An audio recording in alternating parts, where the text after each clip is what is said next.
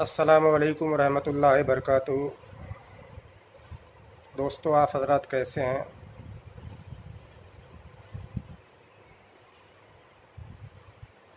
ईद उल अज़हा करीब है। कुर्बानी के ताल्लुक़ से तरह तरह की बातें आवाम में फैल रही हैं।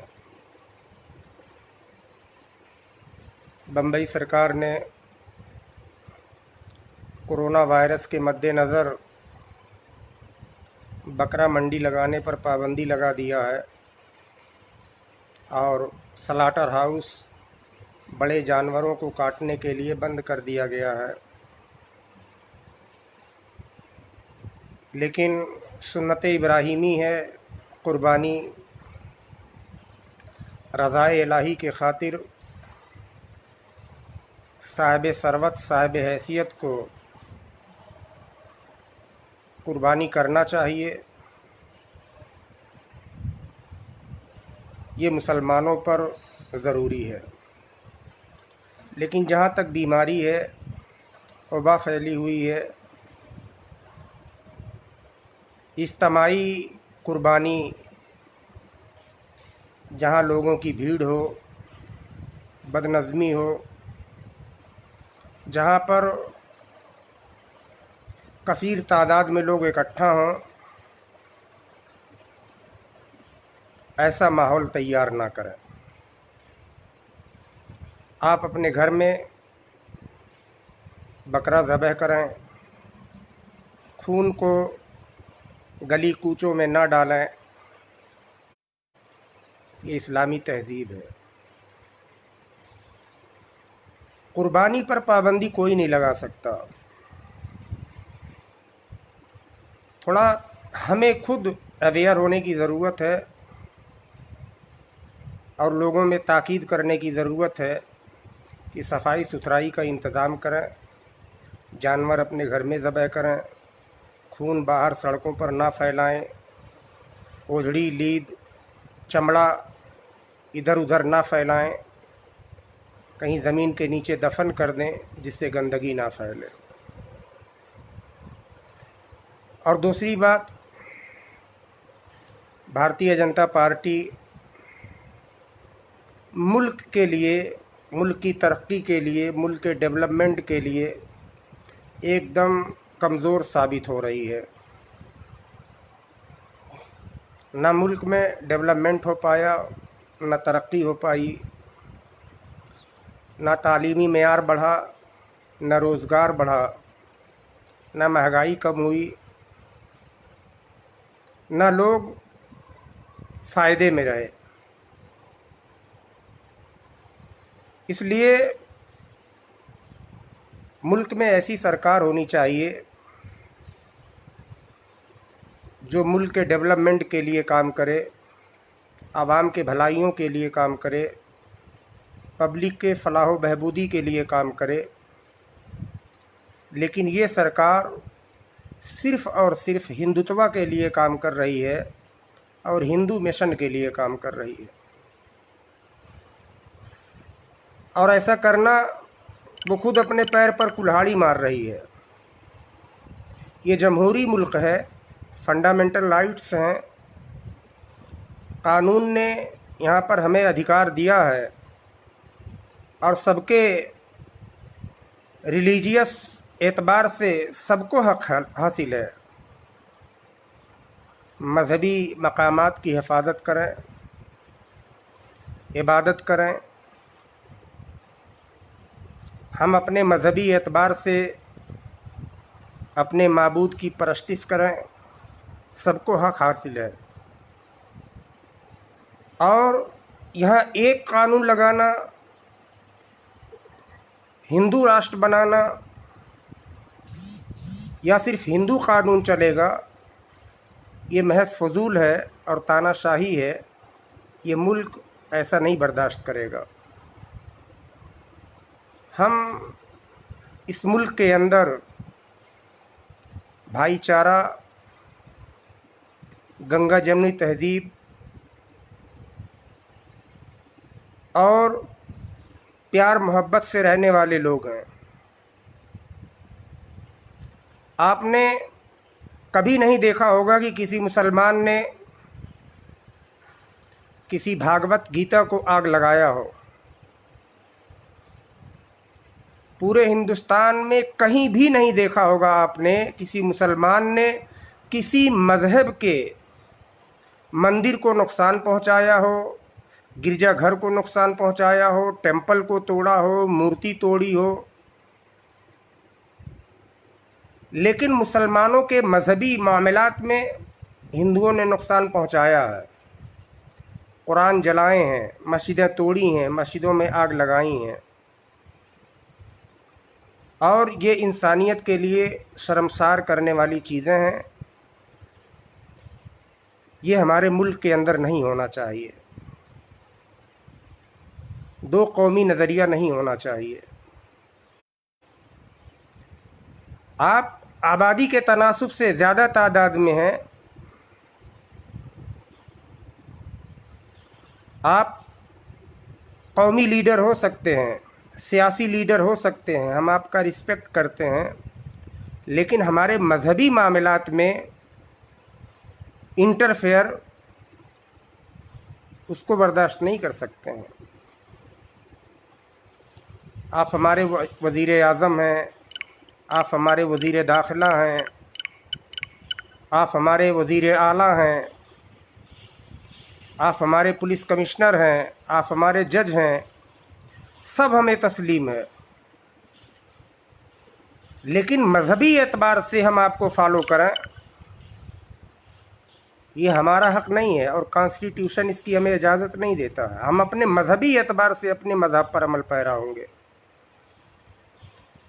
तो ये भाईचारा के नाम पर एक कलंक है आरएसएस, जो इंसानियत को शर्मसार करने वाली है, और देशभक्ति, राष्ट्र प्रेम का नारा महज ढोंग है। ये कतई तौर पर राष्ट्र प्रेमी नहीं है, देशभक्त नहीं है।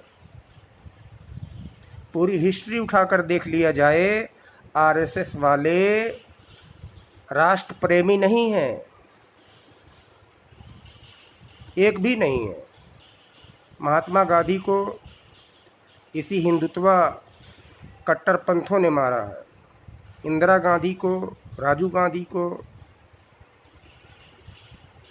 ये जंगली जानवरों की तरह हैं, इंसानियत को शर्मसार करते हैं। भाईचारा नाम की इनके पास कोई चीज़ नहीं है।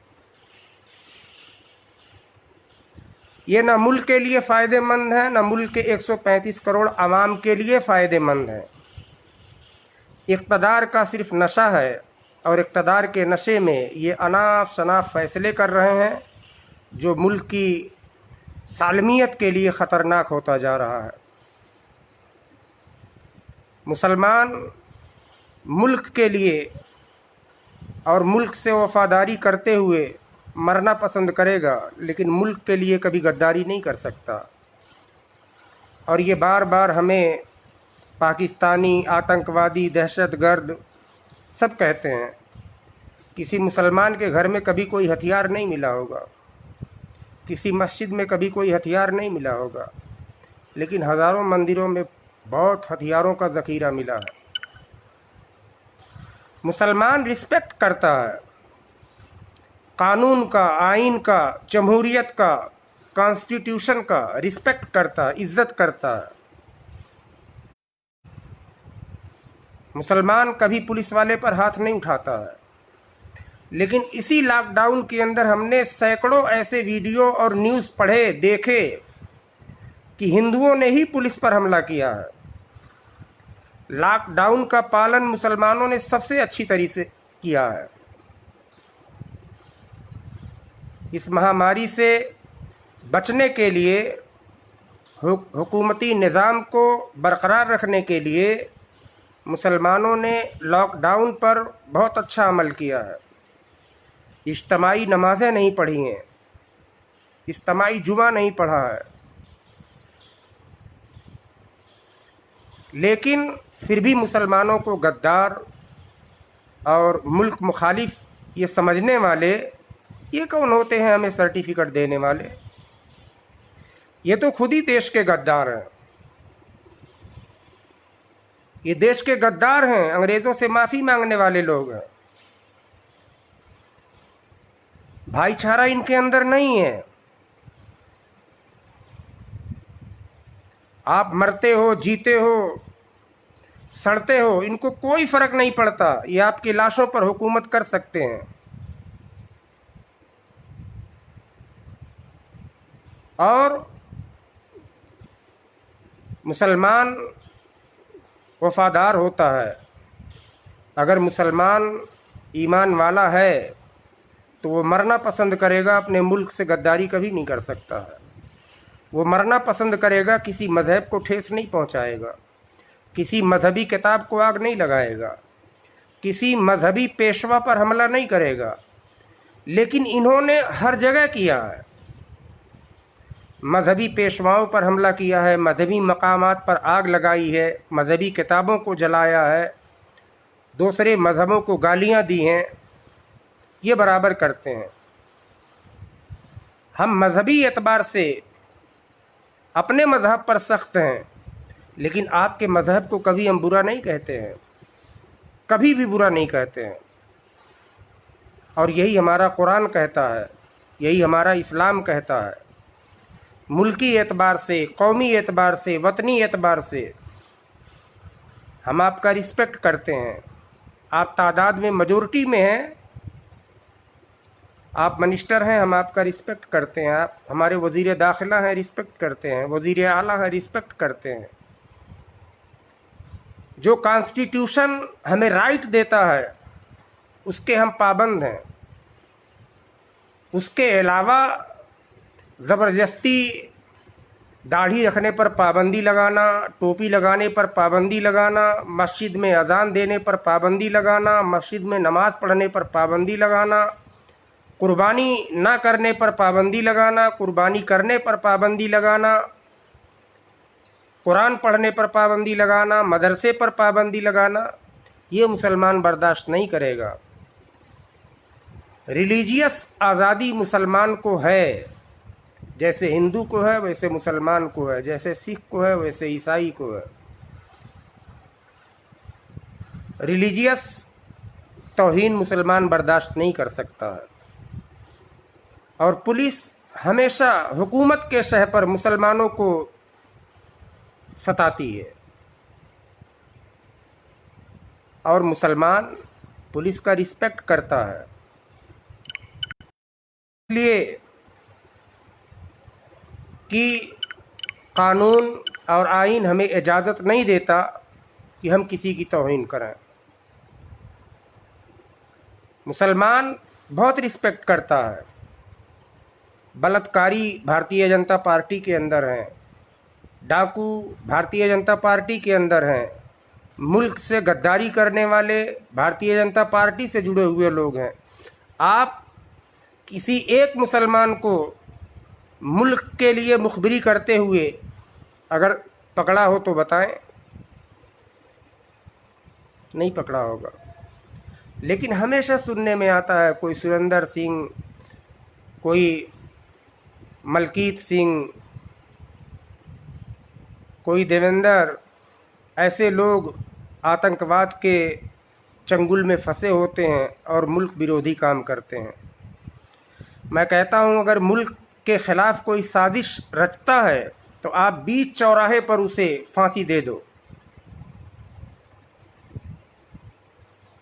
यही नफरत, यही गुलू और यही तानाशाही जब हिंदुस्तान में 1857 में अंग्रेज़ों के ज़रिया हुई थी तो उलमाए कराम खामोश नहीं थे, मैदान में निकल गए थे। उनके पास ऑफ़र था पैसे का, लालच का, बंगले का, महल का, जायदाद का, लेकिन नहीं, वो ईमानदारी की मौक़िफ़ को, वो कुरान के संविधान को, इस्लामी कानून को और हिंदुस्तानी कानून और आइन को फॉलो करते हुए अपनी जान कुर्बान करना मंजूर कर दिए। लेकिन अंग्रेज़ों के सामने घुटने टेकना उन्हें गवारा नहीं था। और आप अगर मुसलमानों के साथ अच्छा नहीं कर सकते, उन्हें अच्छी तालीम नहीं दे सकते, उन्हें नौकरियां ज़्यादा नहीं दे सकते, तो कम से कम मुसलमानों को आप सताओ नहीं, मुसलमानों को आप मजलूम मत करो, मुसलमानों को आप मजबूर मत करो, मुसलमानों के साथ आप धोखा मत करो, मुसलमानों के मस्जिदों को आग मत लगाओ, मुसलमानों के किताब को मत जलाओ। ये नाइंसाफ़ी है। और कानून की बालादस्ती आपके पास इतना है कि आप हमें डंडे भी मारते हो और हम ही को मुजरिम भी बना देते हो। कोई हिंदू मुल्क की जासूसी करता है तो उसे आप बेल दे देते हो। डीसीपी देवेंद्र सिंह लश्कर के साथ पकड़ा गया, आपने उसे बेल दे दिया।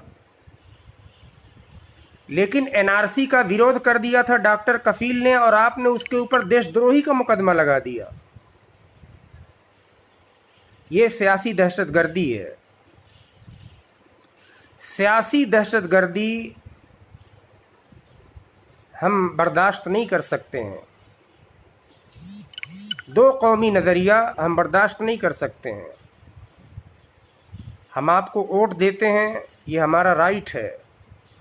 आप हमारा हक दो, ये आपका राइट है। और कॉन्स्टिट्यूशन ऑफ इंडिया हमें हमारा राइट देता है।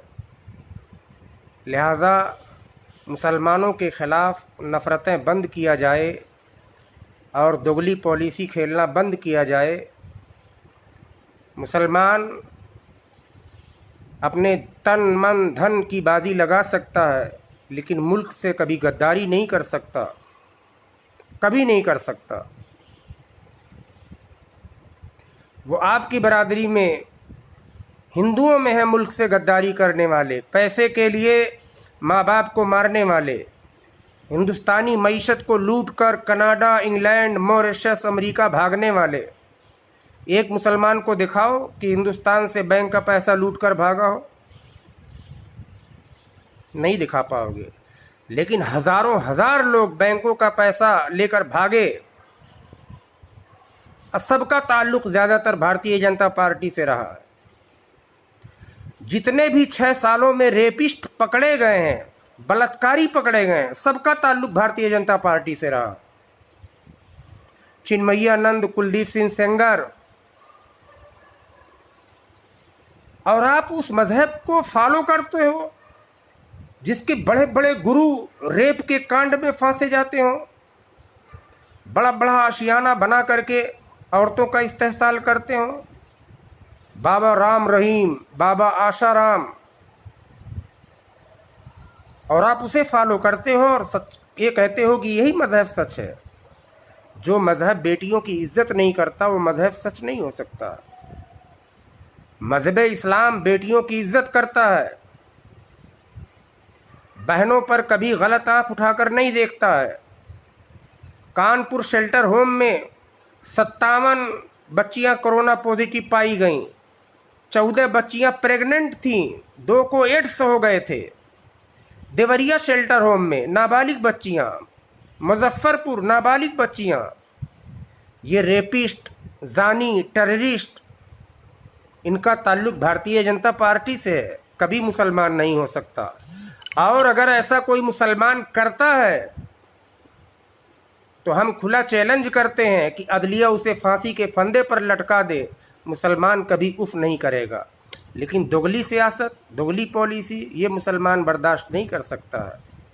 बेकसूर मुसलमानों को आप जेल में ठूस दो ये कह करके कि ये पाकिस्तानी आतंकवादी है, और 24 साल के बाद ऐसे छोड़ो कि इन्हें बाइज्जत बरी किया जाता है, इनके खिलाफ कोई एविडेंस नहीं मिला, तो आप ये बताएं कि उन पुलिस वालों के ऊपर शिकंजा कसना चाहिए कि नहीं। जिस सरकार ने उन्हें जेल के अंदर, बेकसूर लोगों को जेल के अंदर बंद किया है, उनके ऊपर शिकंजा कसना चाहिए कि नहीं, उनकी संपत्ति जब्त करना चाहिए कि नहीं।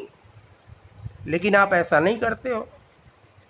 जितने भी नौजवानों को, और सब क्वालिफाइड नौजवान, एजुकेटेड नौजवान, ब्रिलियंट, टैलेंट वाले नौजवान, फुल्ली एजुकेटेड नौजवानों को आपने जेल के सलाखों के अंदर बंद किया कि इनके अंदर आतंकवाद की गुडबिद्दियां हैं। लेकिन 10 साल के बाद आप उन्हें बाइज्जत बरी करते हो कि इनके खिलाफ कोई सबूत नहीं मिला। 10 साल की उसकी लाइफ बर्बाद हुई, उसकी भरपाई कौन करेगा? इस जुर्म का हिसाब आपको देना पड़ेगा। आप नाजायज़ किसी को सताओगे, उसका हिसाब देना पड़ेगा। हम नहीं हिसाब ले सकते हैं, एक अल्लाह है जो इस हिसाब को ले लेगा और आपसे वो बदला लेकर रहेगा। अगर आप किसी का हक मारते हो तो अल्लाह तबारक व तआला कभी आपको माफ़ नहीं कर सकता है। इसलिए उसकी ज़मीन पर इंसाफ करो, बेकसूर लोगों पर जुल्म करना बंद करो। अगर जुल्म बंद नहीं होता है तो अजाब आएगा, कहीं सैलाब आएगा, कहीं कोरोना आएगा, कहीं आग की बारिश होगी, कहीं आग के गोले बरसेंगे, कहीं बिजली गिरेगी, तबाही बर्बादी आएगी। ये कानून है, ये इस्लाम का कानून है। आप किसी को सता नहीं सकते इस हैसियत से कि वो मजहबी हो। और मुसलमानों के ख़िलाफ़ साजिशें किया जाना, जेलों में बंद किया जाना, मुसलमानों को सताना, दाढ़ियाँ नोचना, टोपियों पर कदगन लगाना, मस्जिदों को जलाना, किताबों को आग लगाना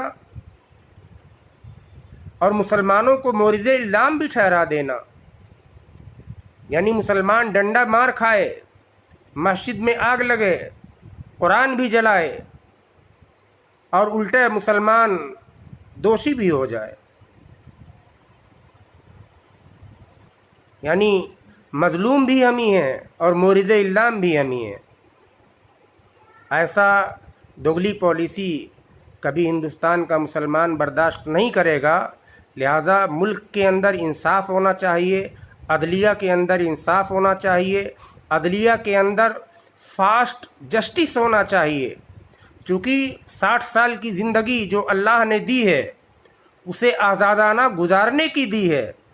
ये नहीं कि अगर आपसे सवाल कर ले तो आप जेल को सलाखों के पीछे उसको डाल दो और उसकी भरी जवानी जेल के सलाखों के अंदर बंद कर दो। ये उसकी जवानी पर कदगन लगाना है। अदलिया फास्ट ट्रैक फैसला करे, हुकूमत के इशारे पर अदलिया ना चले, अदलिया आज़ाद रहे, CBI आज़ाद रहे, मुक़न्नना आज़ाद रहे। लेकिन यहाँ सब कुछ हुकूमती सतह पर किया जाता है। हुकूमत जैसा चाहती है वैसा होता है। योगी जी चाहते हैं तो डॉक्टर कफील जेल में चला जाता है और योगी जी चाहते हैं तो 8 पुलिस वाले को मारने वाला यूपी से निकलकर उज्जैन के मंदिर तक पहुंच जाता है। तो ये दोगली पॉलिसी है, दोगली सियासत है। मुसलमान इसे बर्दाश्त नहीं करेगा। लिहाजा मैं यही कहना चाहता हूँ कि हमेशा इंसाफ किया जाए। मुसलमान हिंदुस्तानी कानून को फॉलो करने में सबसे ज़्यादा आगे है और मुसलमानों पर देशद्रोही की पाबंदियाँ लगाना, देशद्रोही के इल्ज़ाम लगाना और मुसलमानों पर गलत इल्ज़ाम लगा करके मुसलमानों को रुस्वा करना बंद किया जाए। मुसलमान इसे बर्दाश्त नहीं कर सकता। मुसलमान भाईचारे पर यकीन रखता है और मुसलमान मज़हब इस्लाम पर यकीन रखता है। जिस अल्लाह ने पैदा किया है वही हिफाजत करने वाला है, जिस अल्लाह ने पैदा किया है वही मौत देने वाला है। बाकी दुनिया एक वसीला है, एक बहाना है। लिहाजा इंसाफ किया जाए और अमन बनाया जाए, भाईचारा बनाया जाए। आप अपने मज़हब के एतबार से अपनी इबादत करें, हम अपने मज़हब के एतबार से अपनी इबादत करें। आप हमारे इबादत में इंटरफेयर ना करें, हम आपके इबादत में कभी भी इंटरफेयर नहीं करेंगे। और तारीख़ गवाह है कि हमने कभी भी आपकी इबादत में कभी भी इंटरफेयर नहीं किया। लिहाजा हमें मजहबी तनासुब में जीने का हक़ दिया जाए और मुसलमानों पर कदगन लगाना, इल्ज़ाम लगाना बंद किया जाए। बेकसूर मुसलमानों को जेलों से रिहा किया जाए। ये हमारी हुकूमत से दरख्वास्त है और कुर्बानी आने वाली है। एक नबी के बेटे की कुर्बानी है, एक सुन्नत है। मुसलमान 3000 सालों से इसे फॉलो करते आया है। कुर्बानी करने की इजाज़त दिया जाए, जानवर लाने वालों को सज़ा ना दिया जाए। ये भाईचारा ही कामयाबी की दलील होगी और मुल्क को मजबूत करने की दलील कायम की जाएगी। अस्सलामु अलैकुम व रहमतुल्लाहि व बरकातुहू।